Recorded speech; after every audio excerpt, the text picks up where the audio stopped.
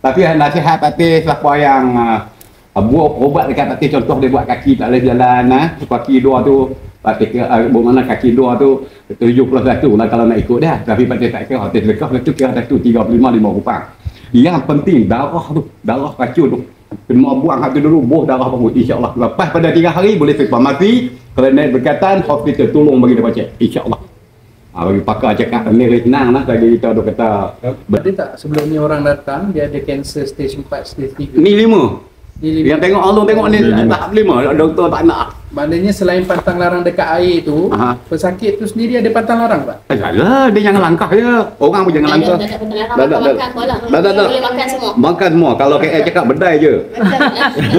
Berapah je. Pantang jumpa ya. Buang-buang. Dia tak boleh kambing apa semua tu. Lepas buang ibu kayak lagi, balik bedai kayak kami tu. Tak ada bau lah. Tapi bau kambing bau lah. Ni sebab tak boleh dia sakit. Ni tak sakit lah. Nah, dah kita belah buang. Tak boleh lah. Tak ya. Balon je kan. Ni hang kemarin ada yang 10. Nah, dia kita tak tentu. Masa tak tentu. Ni kita buka buku baru hari ni. Patih perubat 1 penyakit 35 kupang. Jika mampu nak buat berapa pun buatlah. Kalau tak mampu buat 35 kupang. Tetapi satu tu saja sihat. Lagi satu patih nak pesan, darah racun tu yang paling penting. Kalau kita buat jantung contohnya balik dicek lepas pada 3 hari maka akan cakap jantung normal. Tetapi taklah berapa bulan dia jadi balik. Sebab darah racun tak buang dia akan jadi balik. Itulah patih nak cakap saya itulah. Kiranya yang wajibnya tukar darah. Darah tu yang paling penting.